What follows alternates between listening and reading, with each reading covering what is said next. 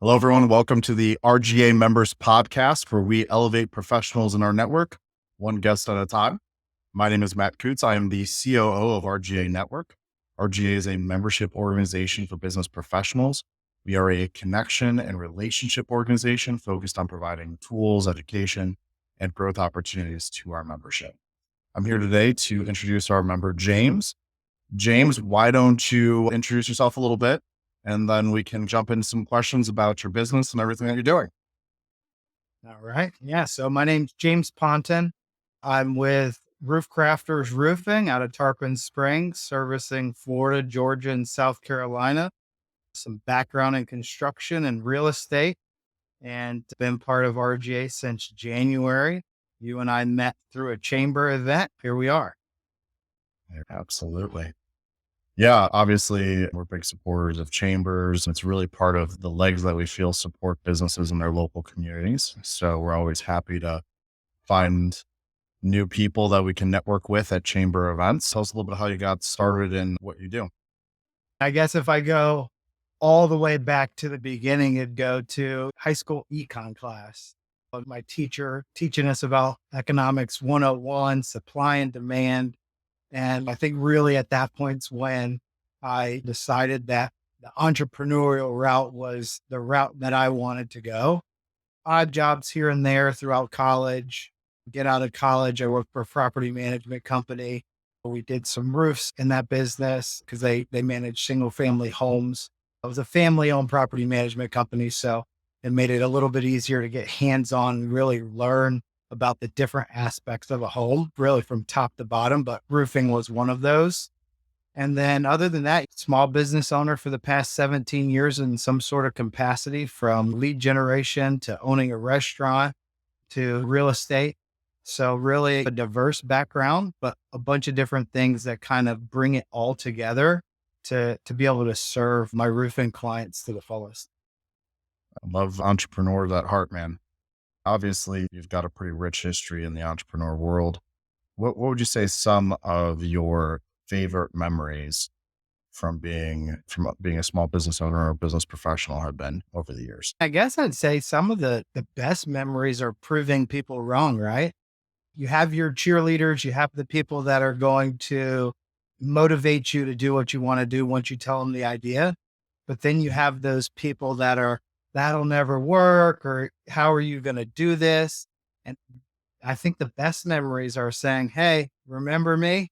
And really just proving the naysayers wrong, because entrepreneurship is not for everyone. And if it was easy, everybody would do it.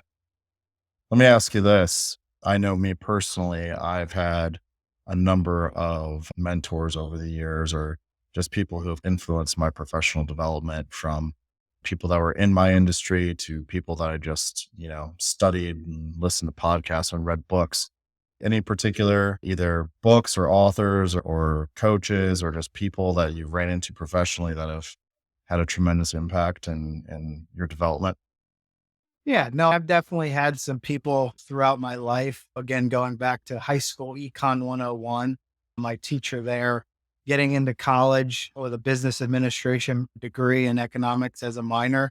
I took a bunch of economics classes and really just digging into the macro, micro levels of everything, really spurned the idea of, in my mind, everything should be based on commission. You have to produce to earn. And as an entrepreneur, if we don't produce, we don't eat. And from there into my first real career job was for a transportation company, and the owner there, I learned a lot from him, some things to do, some things not to do. And then also on my way, I've made all the failures that any small business owner can make. So I Absolutely. know a lot of the things not to do these days. Yeah, 100%. It's so true that you learn more from failures than you do from successes. I call them micro fails because I want to see what's going to work, what's not going to work as quickly as possible, and at as low a level as possible from an investment side. So, yeah. Okay. I was going to say, if I knew what I know now when I started my first business, it wouldn't have failed and flopped miserably, because it did. The first business I ever started, I got a grant from the city. I used some of my student loan money and it's wow. I learned a lot from it. I could have quit and said, hey, this business thing is not for me. I'm stubborn. So I stuck it out and kept going, went to one business into another. And here we are. Absolutely. Um, About to shift gears, but did you say that you're a family man? I am. I've got two kids. Kenzie's 8, Lincoln's 6. Best people I know. You're a nice guy, but they're great. My wife, I'm married. We've been together for 17 years. I guess about 3 years or so we'll have been with each other, half of her life. Long time. That takes some commitment, especially marrying a serial entrepreneur. I got to tell you. So kudos to them for being supportive and It's helping you chase your dreams. That's for sure. Yeah, she's been very supportive. We've had our bumps, our ups and downs. With any business, any entrepreneur, you have your highs and your lows, and we've had our lows and we've rallied. And that's really the name of the game is having more rallies than you do lows. And once you get to the top, as obviously the goal is to try to stay there. But with everything that society and the business world throws at us, sometimes it's not possible. Again, we've had our highs, we've had our lows, and that's just how it goes. Let's jump a little bit more into what you're doing now.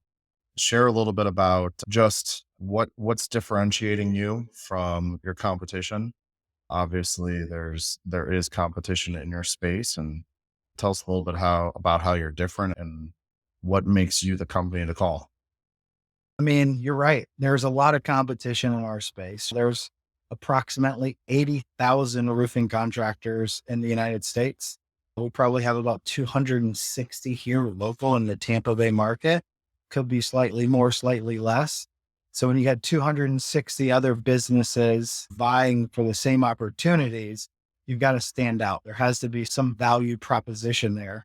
One of the things that I personally bring to the table is I'm also an active real estate agent. So when it comes to your roof, I'm looking at your home completely different than the next person. I'm looking at that roof as an investment into your home, which is normally most people's largest asset, right? And so if we consider your home an investment, when you go to replace those large items, one being a roof, we got to consider it a business decision and try to understand, is this a rental property? Are you going to be in this home until you die? Because some people say that to me. I'm going to live here till I die. So there's a whole different outlook on a roof when you're that type of person compared to, hey, we're getting ready to sell the home. So there's a bunch of different levels of your roofing systems and warranties and things like that. But the company that I'm with, Roof Crafters, 29 years in business, started in Savannah, Georgia. That's where our corporate headquarters are. We got headquarters in Jacksonville and then here in Tarpon Springs as well. We've got a satellite office down in the Inglewood area since Hurricane Ian. So right now we service Florida, Georgia, South Carolina. We are considered master elite contractors with GAF, which is the largest shingle manufacturer in the world, meaning that and that master elite status, less than 2% of those 80,000 contractors I was telling you about have that status. Having that status gives us the ability to offer warranties that other smaller companies, they just can't do until they get there. They may be able to offer you the warranty that comes with the shingle, but they're not able to offer a 25-year workmanship warranty. So if we make a mistake, it's covered by the shingle manufacturer. 100-year-old company that's worth billions of dollars is actually backing our warranties rather than just your regular family business that maybe they've only been in business a few years, and again, I promote mom and pops all day, every day for certain situations. But I think when you're looking at in the thousands of dollars for a roof replacement, you have to look in this industry. It really is one of the industries where you get what you pay for. And if somebody's significantly cheaper than us, they have to be cutting corners in some sort of way. Makes sense. So let me ask you this, because obviously in RGA, one of our big things is that we believe in collaboration versus competition to some degree here. And just what's your take on creating strategic partnerships, partnering with people inside of whether it's RGA, a chamber, or just in your network outside? Who is the what are the types of people that you're looking to really form some close networking relationships with? And how does that partnership work with you? Personally too, not like from a I mean, it's company standpoint, but like how do you foster those relationships or find those relationships and how do you help those other businesses? Yeah, when it comes to RG, the networking in general, the idea is to meet people that you can see that they run their business similar to the way that you do. You Mhm. can see that they care about the customer. It's not just about the bottom line. It's about making sure that at the end of the day, that customer is going to go and scream your name from the mountaintops. So when I'm looking for collaborations, even when it's with other roofing companies, it comes down to learning, right? I don't know everything. I can't. I'm not old enough. We never stop learning. And so being able to pick other people's brains about certain situations they've been in is super important. I was at a networking event the other night and there were 5 roofing companies there. I spoke to 4 of them and we chatted and we talked about some of the different things that we do at each company. And it was more, again, a collaboration learning. There's plenty of business out there for everyone because most people are too lazy to go get it. The people that are actually willing to work, those are the ones that are going to get the business anyway. When it comes to, looking for other types of businesses, I mean, in the roofing industry, there are so many different types of referral partners that I can work with, whether it's pest control. One of the things that we do when we get in a roof, if we notice that there are some sort of pest or rodent droppings, we make sure that we point that out to the customer and give them a referral if that's something that's needed because they don't know about it. So we want to give them that information. When it comes to extending the life of the roof, pressure washing companies that will actually come out and clean the roof because there's a strategic way that you want to clean your roof so that you don't lower the lifespan of it. You don't want to just get up there and pressure wash it. You're going to knock off the granules and you're going to lower the life. So you want to work with a company that knows exactly what they're doing. Any tree companies, trees brushing up against the home. That tears up your shingles and having a good tree partner, somebody that I can refer that work to when it needs to be done. I would say living in the area that we live here in Tampa Bay, we have a large 55 plus population. And when it comes to that, getting on a ladder or getting in an attic or getting on a roof, those are all very dangerous things that we never encourage anybody to do. So that's one of the reasons that having these really good referral partners, I'd say one of the other 2 or 3 of the other ones from home insurance to making sure that you really do need a new roof right now. Who are you working with? Are you working with somebody that's local that actually cares about what you're doing, cares about you and your home and your family, and understands that maybe a new $25,000 roof is not something you can do right now? And there are some strategies there that they can put into place to hold it off for the next year until you get comfortable. Or do you need to replace a roof, but you don't have the funds right now? We have strategic partners that we work with that can help you get those funds at 0% interest over 18 months or whatever it may be. But anything that goes along with the roof, or your home, we've got the referral partners for it. Awesome. Okay, so let me ask you this, kind of switching back gears to a little bit of the personal, but a blend. Would you say that you have any over the last decades, that you've developed any habits or routines that maybe you could attribute part of your professional or personal success to? I can think of one for you right now. I would if I go back to my childhood, one of the things that my dad taught me was the golden rule and treat others as you want to be treated. And while I've upgraded that because I heard of someone else, they changed it to the platinum rule, which is treat others the way that you think they want to be treated. And I've Mhm. adopted that now. But my whole life, that's really been something I've tried to live by is I want to do unto others as I want to me. And I take that into the respect and professionalism and customer service. If I reach out to a company and I'm looking to get some answers, ask some questions, I expect that a call back that day, unless it's at the end of the day, and definitely the next day. That, and then, follow up. Fortune's in the follow up. Customer reaches out to you, give them an estimate, and it takes time. That customer has to get to know you. They have to be able to trust you. If they can't trust you, then they're not going to work with you. It doesn't matter how great the company is. And that's, another thing I was going to bring up is, sometimes there are good companies out there that they just hire the wrong person. And so I feel like in today's day and age, we have a bad experience with someone, and we get online and we bash the company, not realizing that this is a family owned company. The revenue that comes in help pay for their kids to go to college, their employees' kids to go to college. And just because you've interacted with one bad apple, they're all over the place. And sometimes it takes time to weed that person out. So I really think we got to get back to asking for a manager, asking for the owner, and really having that in-depth conversation of what happened here and how can we fix it. And that kind of brings me to my last thing that I've learned is, listen, this is the construction industry.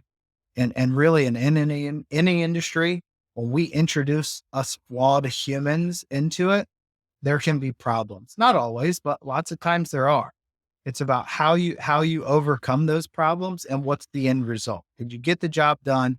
Did you get it done on budget or under budget? And is the customer ultimately satisfied with how it worked out? So the one thing that I was going to say, I loved all of that. The one thing that I was going to add to that is that you're just very consistent with your networking and your approach to business, and making sure that, like you said, the follow-ups, that you actually do what you say you're going to do, and you call when you say you're going to call, and you're where you're saying you're going to be. It's those things that, especially in the Florida market, seems to be lacking in a lot of the competition, because they get so busy. They let the little things go by the wayside. So I think when you say that, to me, it's just an automatic. So I don't think of that as something that I've learned. It just makes sense. You tell somebody, it goes back to the golden rule. You tell somebody you're going to do something, you do it. Obviously, we all have situations where we get behind, but in today's world, with the technology we have, a quick text, a quick email, something like that, just to let them know something came up, is, in my mind, it's super easy. It's automatic. And networking, again, you got to network, because if you don't, you can't find those other business referral partners that are dedicated to their business. If you're not going regularly, how do you know that they're going regularly? And if they're not going regularly, they can't be that dedicated.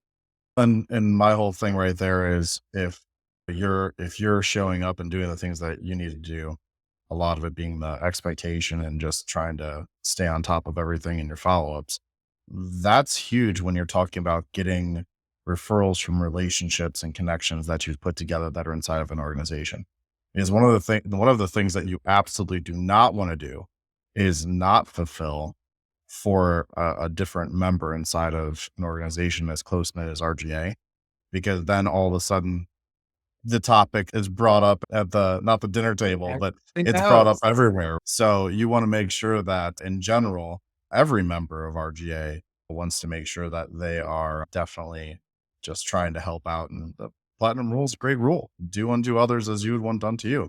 And most people aren't going to want people to be platinum rule. Did I say platinum rule and then say the golden rule? You know what I meant. So Yeah. Yeah. I know. So, yeah. there you go. I think one of the things as small business owners and professionals that we have to put in place that we don't think about a lot is, again, the technology that we have access to. There's so many different things out there these days that'll automate and make your life easier, from Chat GPT to your CRM. Those things, it just makes life so much easier for you, so that a lot of the things you say, you can set it up so that it's automated. And if you do that, it makes your life easier. It gives you more time to get out and network, more time to make those strategic partnerships. and do things that the next person can't do because they're stuck in the office doing those menial tasks. 100%. Okay, let me ask you, at the end of every podcast, we do a little ending question. And I'm going to go with, I should do a little like spinning wheel that decides which question. If you could go back in time and give yourself, your younger self, one piece of business advice, what would that be? So this is probably going to be pretty controversial. Oh Um, boy. if I had to do it, if I had to do it all over again, I wouldn't go to college. I've learned way more being in the workforce. So really just getting out there and being interactive with people and understanding what people want. Um, I wouldn't have gone to college. I would have followed my great uncle and my grandfather and it got into real estate right out of high school. And then maybe I'd be on one of those millionaire listing shows by now. But yeah, no, I wouldn't have gone to college. I think it's with, unless somebody was paying for it and I wasn't paying for it myself, going to a private school, that would be one of the things that I would probably take back. Got it. Okay. So how can people get a hold of you? Yeah. So look us up online, Roof Crafters Tampa Bay on Facebook, Roof Crafters _ Tampa Bay on Instagram. You can reach out to me directly, 727-282-4158. If you're a realtor out there, just remember Roof Crafters does offer a pay at close for real estate deals. So if your seller it does not have the funds at the moment and they need to get the roof replaced, remember that. Give us a call and your pre-listing roof inspections, get them done. Nobody wants a deal killed over a small repair. For sure. So as all of our mission here at RGA is to help empower our business community, this podcast is such an important part of our mission because it gives all of our members a platform to promote and share their business, their story, their mission. So thank you, James, for participating today. Of course, anytime. All things RGA can be found on our website at www.rganetwork.net or any of your preferred social media channels. And we will see you again soon on our next podcast. And James, I'll see you at a meeting in the near future. See you soon.